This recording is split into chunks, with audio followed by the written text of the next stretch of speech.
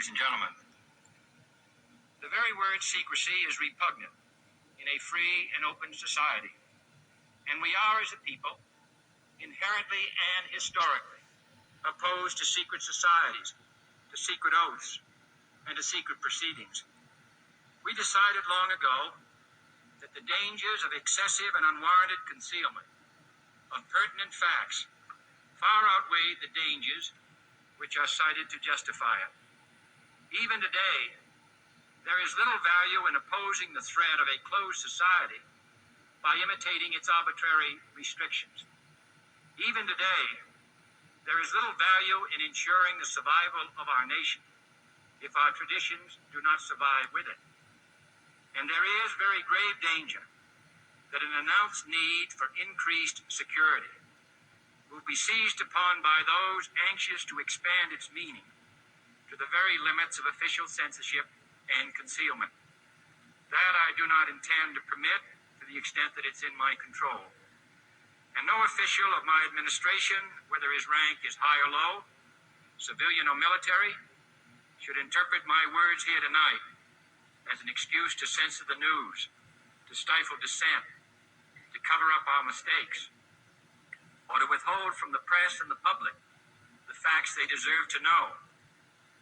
For we are opposed around the world by a monolithic and ruthless conspiracy that relies primarily on covert means for expanding its sphere of influence, on infiltration instead of invasion, on subversion instead of elections, on intimidation instead of free choice, on guerrillas by night instead of armies by day.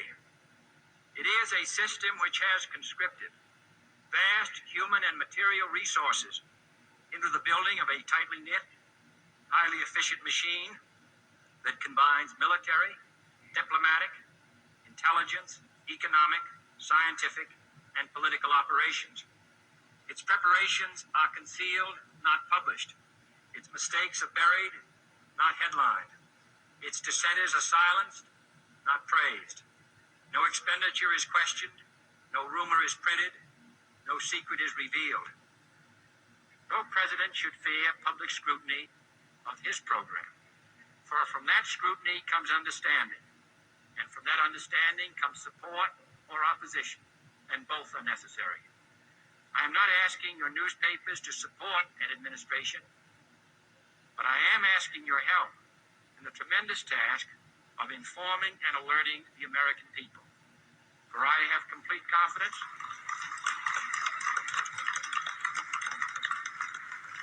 in the response and dedication of our citizens whenever they are fully informed. I not only could not stifle controversy among your readers, I welcome it. This administration intends to be candid about its errors. For as a wise man once said, an error doesn't become a mistake until you refuse to correct it. We intend to accept full responsibility for our errors, and we expect you to point them out when we miss them. Without debate, without criticism, no administration and no country can succeed, and no republic can survive. That is why the Athenian lawmaker Solon decreed it a crime for any citizen to shrink from controversy. And that is why our press was protected by the First Amendment, the only business in America specifically protected by the Constitution, not primarily to amuse and entertain, not to emphasize the trivial and the sentimental, not to simply give the public what it wants, but to inform, to arouse, to reflect, to state our dangers and our opportunities, to indicate our crises and our choices, to lead, mold, educate, and sometimes even anger public opinion. This means greater coverage and analysis of international news, for it is no longer far away and foreign, but close at hand and local. It means greater attention to improved understanding of the news, as well as improved transmission.